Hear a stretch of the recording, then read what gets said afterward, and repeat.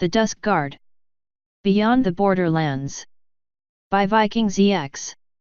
Chapter 14. Rally Point. Southeast of the pinnacle. Blade had to admit, as small as it was, the combined fleet of both the Cragtooth and Teardrop forces made for a pretty impressive sight. Just over a dozen airships drifted on the wind around them, corvettes and frigates all arrayed in formation near the Seeker of Dawn, each waiting for the sun to rise. She could see griffins moving across the well-lit decks, shouting orders at one another and prepping the ships for the battle ahead. Each vessel mirrored the others as teams of soldiers drilled, made last-minute checks, and otherwise prepared for the battle ahead. Hundreds of feet below, the Cragtooth naval fleet was spread out in a similar manner, almost 24 ships arrayed across the groaning ice. All were showing a similar flurry of activity beneath flickering lights, as various crews went to work prepping the vessels for battle. This is it, Blade thought as she turned toward the rear of the Seeker, eyeing the eastern horizon. The fleet was set up to approach the pinnacle from the southeast to give their forces the cover of the sun and make it harder for the pinnacle's defenders to engage them.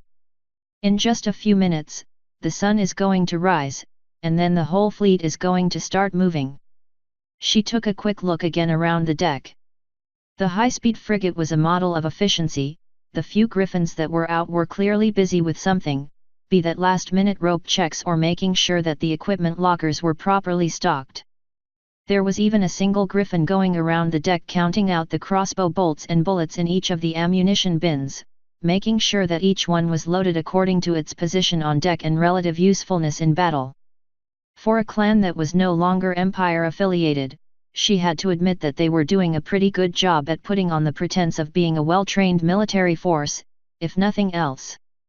They've also managed to build a pretty sweet ship, she thought as she looked up towards the raised forward deck. Frost and Barnabas were sitting up near the bow, chatting about something as they both prepped for the battle ahead. Barnabas was wearing the same light armor he'd borrowed for the raid on the behemoth, though he'd apparently dug up some dye somewhere and gone to work. The metal was painted a dark blue almost identical to his pelt, probably so it'd be much harder for attackers to figure out what was shielded and what wasn't. There was, however, a series of distinct tally marks scratched along one side of his chest, just below his shoulder. Probably just for intimidation, she thought. But then, I wouldn't doubt those numbers are real.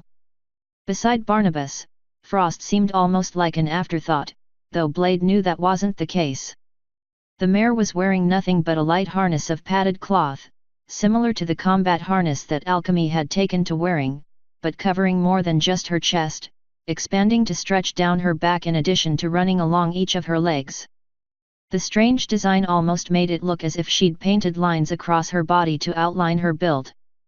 Blade had already asked her about the purpose, and Frost had simply said that it was something she'd been working on for a while and was ready to test out. Whatever it was, the answer had been satisfying enough. She's got her talents, Blade thought as Barnabas let out a loud laugh that echoed across the Seeker's deck. I'll trust her to them. That was part of being a team as near as she could tell, trusting them to make the right decisions and knowing when to step in. Luckily, these guys seem pretty good at that. She gave the rest of the ship a quick look, watching as the crew went about their checks. The ship held a fairly straightforward design, with the armored gondola resting beneath the heavy envelope as was traditional. Boilers and propulsion, as well as crew quarters, took up the rear of the ship, while the center was dedicated to more crew space as well as a raised bridge that was the highest point on the gondola, giving the captain a superior view. What was lost in upward awareness was remedied both by an armored defensive position on the top of the rigid, armored envelope that could relay information down, as well as several outrigger positions along the lower sides of the airship. From there, the bridge dropped away to the main combat deck where she was standing, a long, level space bristling with 4 large, armored ballista emplacements, or wing turrets. Since the Seeker was a courier frigate, the ballistas were actually a bit further back than she was used to and had a smaller firing arc in order to reduce drag, but they were still dangerous. Plus, at a quick look it appeared that the 2 rearward turrets had been angled ever so slightly toward the stern of the vessel, in order to protect the more vulnerable rear. When the battle started, all 4 turrets would be charged with protecting the Seeker's sides. Meanwhile, near the bow, the deck rose to make room for the 2 forward-facing weapons that made up the ship's primary weapons complement. While the rise allowed for extra forward armor, and provided an added bonus of keeping wind away from the main deck, its primary purpose was to house, shield, and store the 2 60mm guns along with their ammunition supplies. How long did they save to afford those? She wondered as one of the doors to the gun emplacements opened, a Talon commander with gunnery officer's colors on his wings striding out onto the deck. Cartridge-based weaponry was still highly cost-prohibitive, something helped along in part by how jealously the few companies that were working on it guarded their designs. Kalos had given her a quick tour of the Seeker the day before while the fleet had been in transit, and the twin heavy cannons had been one of the first things he'd shown her. Though even he wouldn't go into the price. Hey! The call pulled her attention away from the front of the ship, and she turned to see Alchemy walking towards her. Hey yourself, she replied as he walked up. You ready? He nodded and tapped at his combat harness with one hoof. Yep. Even spent a few hours last night cooking up some helpful potions. Including, I might add, a very expensive universal antidote. She cocked one eyebrow at him and he continued. Just in case one of the shadows has a poisoned blade. Apparently it's not their style, but Frost said that their leader resorts to it sometimes. Blade nodded. It was a smart preparation.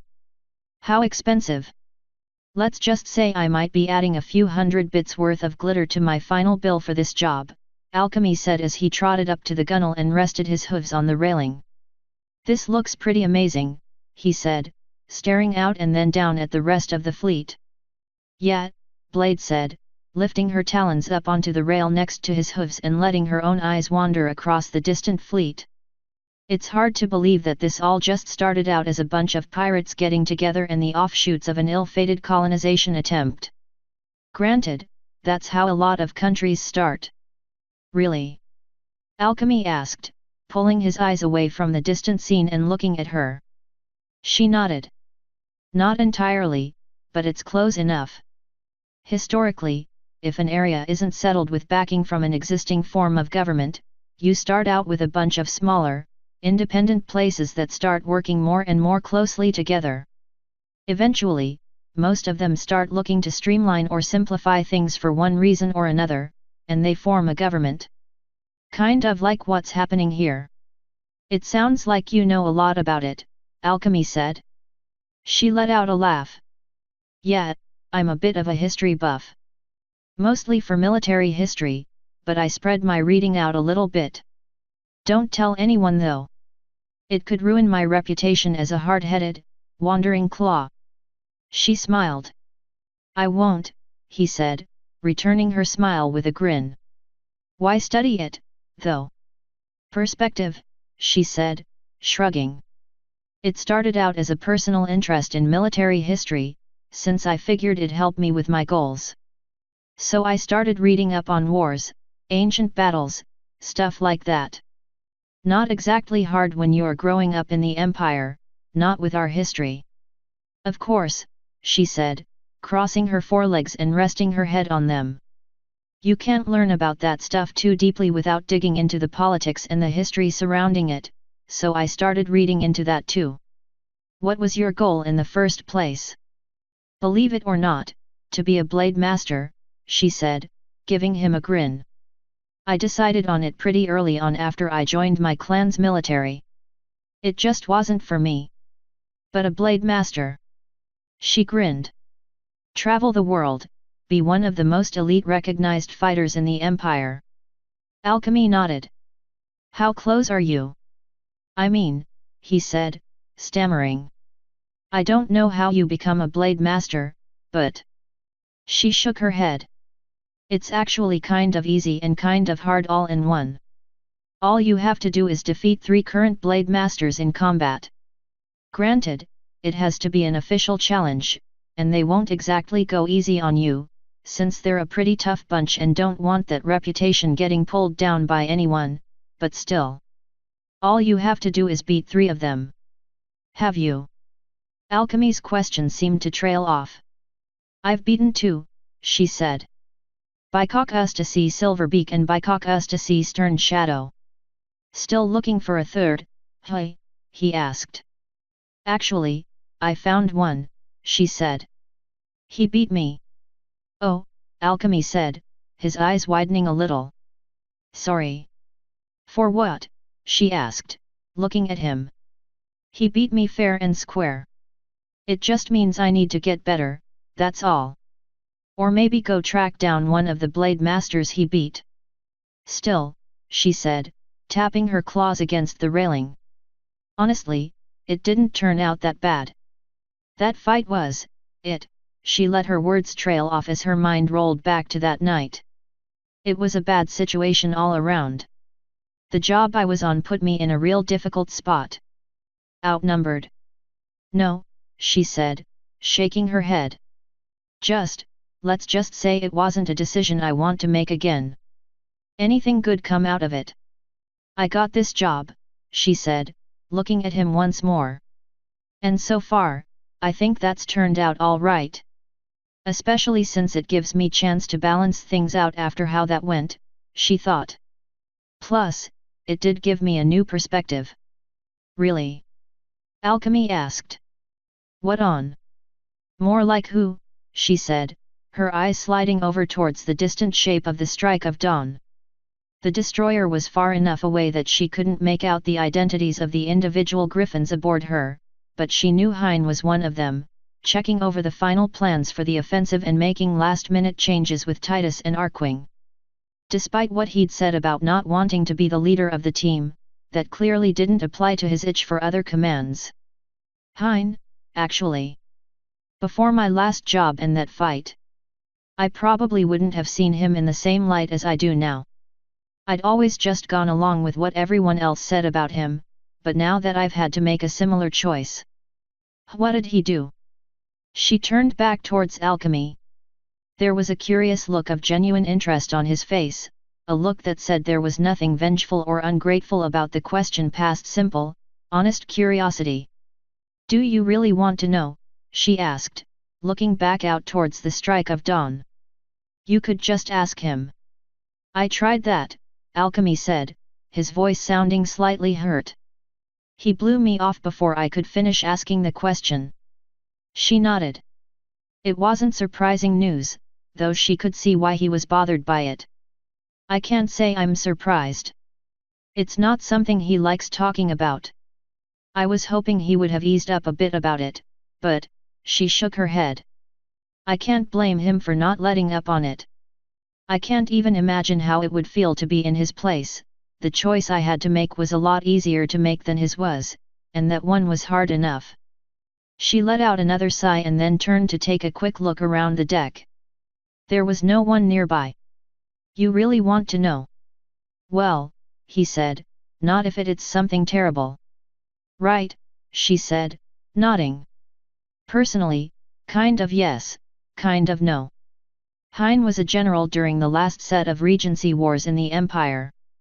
That's where the clans basically go to organized war over who the new ruling clan and king is going to be, right? She said, nodding. Hein used to be a general. A brilliant one.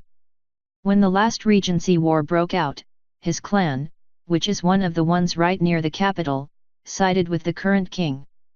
Which was all well and good, but the current king started to lose. Long story short, Hein got put in a position where he was bound to obey the commands of his superior officer, commands he knew would get his entire army massacred. The griffin he was answering to refused to let the battle be determined by trial of combat, and ordered Hein to win a fight, which as near as I could tell, he knew he would win, but at the cost of decimating both sides to the point where it wouldn't be worth it. So what did he do? Alchemy asked. Resign. He couldn't, Blade said, shaking her head. The honor laws that run the Empire. They're odd to some, and they have their place, but because of the way they work he couldn't resign without facing stiff penalties as per his contract. Besides, it wasn't about him, it was about the loss of life, at least as I understand it. So what did he do? He committed the ultimate taboo in Griffin society, she said. Moments before the battle he called his superior out and gave the order for his forces to surrender. When his superior tried to force him to comply, he killed him. The collapse of the northern flank left the entire army open to attack, and the Regency War was over. The new king took the crown from the old one's claws 2 days later. So he turned the course of the war, Alchemy said. No, she replied, shaking her head. The war was already lost. He just admitted it, turned on his superior, and violated the honor laws of the entire empire. Honor laws our whole culture has been built on. So they exiled him. She shook her head again. It's more than exile, Alchemy. He had everything stripped from him, his money, his belongings. Anything that came from the empire. The only thing he kept was that knife, because he'd won it off of a Minotaur mercenary while outside of the empire and therefore it wasn't the empire's to take. They even took his name. Hein means traitor in our language. His own family had to expunge him from their history, and everything he'd ever contributed to the empire was either downplayed or erased. I only know who he is because of outside coverage of the event. That's insane, Alchemy said, a look of shock etched across his face. You can't, what possibly? Trust me, the system we have in the empire is there for a reason, she said, cutting him off. The reason the penalties are so high in the first place is to keep us from acting like we used to, warlike clans always at each other's throats, always betraying one another and fighting for every advantage. We were warmongers once, Alchemy. Violent, self-centered, honorless killers who went after everything and anything. And maybe I'm exaggerating a little bit, but you get my point. It wasn't until King Tallcliff I that we really banded together and found more to life than simply living and fighting. Still, she said as she turned back to look toward the distant destroyer. If there's one thing I've learned looking over history, it's that sometimes even the best systems aren't perfect. We've got our flaws. So do our systems. That doesn't mean I think what happened is okay, but it does mean I don't know what I would have done about it. I know it sounds harsh, she said, turning to stare back out at the ice. But it's what's kept our culture intact for over 1,000 years. It wasn't until I found myself in a similar situation that I realized exactly how trapped Hein must have felt. And I had an out, a way I could cheat and get around my employer's wishes.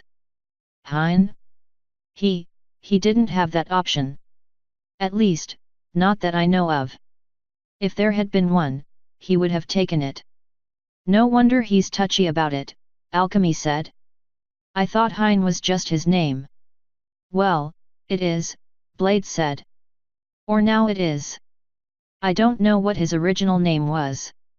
It's been wiped from the histories. Only a few Griffins would even know. Like the Patriarch. Yeah, Blade said, nodding. Like Patriarch Arkwing. Trust me though, don't ask Hein about it. He's still holding to his punishment, as you might have noticed. I think as far as he's concerned, that name died when he made his choice. He knew he was making it. It still sounds harsh, Alchemy said. I mean really harsh.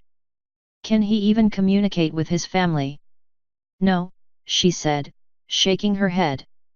An exile isn't allowed to set foot inside the empire, or send messages through it unless it's through an intermediary, and even then his family would lose honor if they were found to have accepted such. That's horrible. It could have been less so, she said, still staring out at the ice. Part of it was just because of how big a deal it was and how he did it. For example, if I walked away from this job without cashing in on one of my outs, I'd lose any claim at becoming a blade master, no matter how good I was, and lose all credibility in the empire. I'd have to report to a disciplinary council. I doubt I'd be exiled, but breaking contract like that would be grounds for pulling my eligibility as a wandering claw. Can they enforce that? She nodded. Inside the empire? Sure. And if word gets out that you're not a trustworthy Griffin, well, it's not easy to get hired. Don't take it wrong, there's balances built into the system. Basically, damage I do on my job is the responsibility of my employer as long as I act within my contract. My last job, the one in Equestria, for example. I broke a bunch of laws holding up my contract. But Equestria recognizes that I was doing such under orders from my contract holder. Every nation acknowledges them differently, but by default, most of the punishments for what I was doing fell on my employers, since I was under contract. So you got off completely free. What? She threw her head back and laughed. Are you kidding? You heard how I wrecked that train, right? Well, yeah, you're right. I didn't think that one through. Relax, she said, giving his shoulder a light punch. Our laws are weird. I get that. Anyway, the punishment for stuff like that in Equestria, since they do seem to frown on the system, is deportation for a set number of years. They kick you out? He asked, surprised. Hey, those rulers of yours can only take so much. Besides, I think it's a way for them to keep there from being too many griffins taking advantage of that fact. You still have to appear before the courts and get your sentencing and whatnot. Oh, Alchemy said. So how long are you supposed to stay out for? She flashed him a grin, spreading her wings in pride. I don't know. I got my new contract before the sentencing ever happened, so I broke out and got to work. She held her grin for a moment and then joined in as Alchemy began laughing. Really? He asked. You mean they were chasing you because you didn't stick around for a sentencing hearing? That would have deported you. Hey, I was busy, she said, still grinning. Who knew how long that was going to take? I had a job to do. And deporting is back to your home country, so they would have sent me right back to the Empire, which would have made getting here take even longer and the trail could have gone cold. Except you were after a unicorn on the ocean, Alchemy pointed out. Well, in my defense I didn't know that at the time, she said. I spent a day or two covertly tracking leads and learning what I could about the ocean plus laying low before I made my move. You still had to hijack a train though. Well, that was Plan B, she said, smirking. Plan A fell through. The way you say that makes me keep wondering when you're planning on that happening here. He grinned as she shot a glare at him. Pretty uppity for a respectable alchemist, she said, shaking her head. Alchemy just grinned. For a minute they were both silent, each of them watching the distant fleet as the early light of morning began to slowly brighten, the thin clouds overhead changing from cold, silvery grey to a warmer, pinker fluff that looked a bit like cotton candy. Any minute now, Blade said, turning and looking back at the eastern horizon. I heard someone telling your cousin that the weather's looking pretty rough today, Alchemy said. High winds. He shook his head, his off-white mane almost bouncing back and forth. No. Heavy snow. That'll make the battle a little interesting, she said, tapping one set of talons together. Still, that's probably to our advantage. Yet. The deck was quiet again for a moment. Then Alchemy spoke up. Could I ask you something? What? Do you really think what you're getting paid is enough to be trying to stop a cult from bringing back some ancient evil king? She glanced down at him. The inquiry looked serious enough. Honestly, she said, twisting her head again to make sure no one was around and lowering her voice. I'm not convinced the cult isn't just deluding itself. What? He said, his eyes widening. But you told. I know, she said, wrapping her talons around his muzzle until he stopped speaking quite so loud.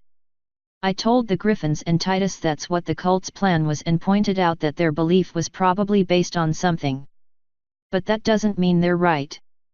I mean, I know there's a lot of lost history out there, but I've never heard of this guy. You. Only in bits and pieces from various cultists here and there, Alchemy said. None of it's very nice. Yet, well, my client didn't mention anything about an insane, evil unicorn mega evil either. For all we know, the cult's just sitting up in their tower clapping their hooves together over something they think is a key. But, she ruffled her wings slightly. Frost did say they were getting pretty active, and, I mean, this is their big head honcho or whatever, so I guess it's possible. Mare in the moon, right? And if not? She gave another shrug. Then we get our claws, hooves, or whatever on the key later today and we go get paid. And if it is? She felt a small shiver run down her spine. Sure, her client had never said that it was a key to King Sombra's prison, but it had been pointed out to her that it was a key. Keys are for locks, she said, quietly. What? Alchemy asked, though she got the feeling it was at the nature of the comment rather than any lack of understanding. If it is, she said, pulling her thoughts together as the tip of the sun appeared on the horizon, its bright rays turning the ice into a brilliant, pink mirror. And if they know how to open it, then I guess we'd better hurry and stop them before they open it. I mean, who wants to beat up some ancient unicorn king on this paycheck, right? Her chuckle sounded a little hollow in her ears. You think we could? Alchemy asked. This time she did grin. Alchemy, she said as a flash of light from the side of the seeker caught the corner of her eye. She turned to see signal lights flashing all up and down the fleet. Are you kidding? We've got an army. Plus us, and we're pretty capable. I don't think one evil unicorn is going to make a difference, even if he is all bad and tough. Alchemy nodded. Out by the destroyer, a smaller corvette had drifted up to one side, taking on a few passengers. Titus and some of her senior captains, getting ferried back down to their ships. The pirate fleet was already starting to move. It was going to hit the Pinnacle's defenders first, before the Teardrop fleet arrived. A lone griffin took to their air, flying towards the Seeker. Hein, on his way back. Thanks for telling me about Hein, Alchemy said as they watched.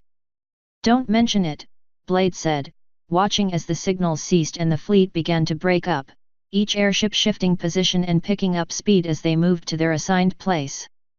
Seriously, don't. If he knew I'd told you, I could honestly see him wanting to quit. If you let it slip, tell him you read a book or something. Got it. Good.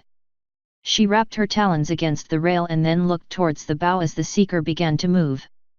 Won't be long now. A few hours. Alchemy nodded. She peered off at the horizon, her eyes narrowing as the airship began to pick up speed. Hein dropped down in the middle of the deck, a determined, almost proud look on his face. He gave them each a quick look. You ready? Ready, Blade said, nodding.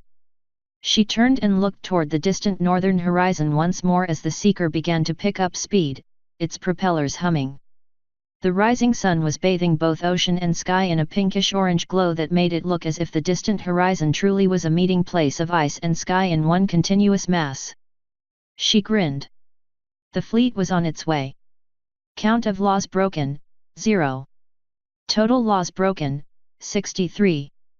Damage value, in bits 0. Total damage value, in bits 390,881.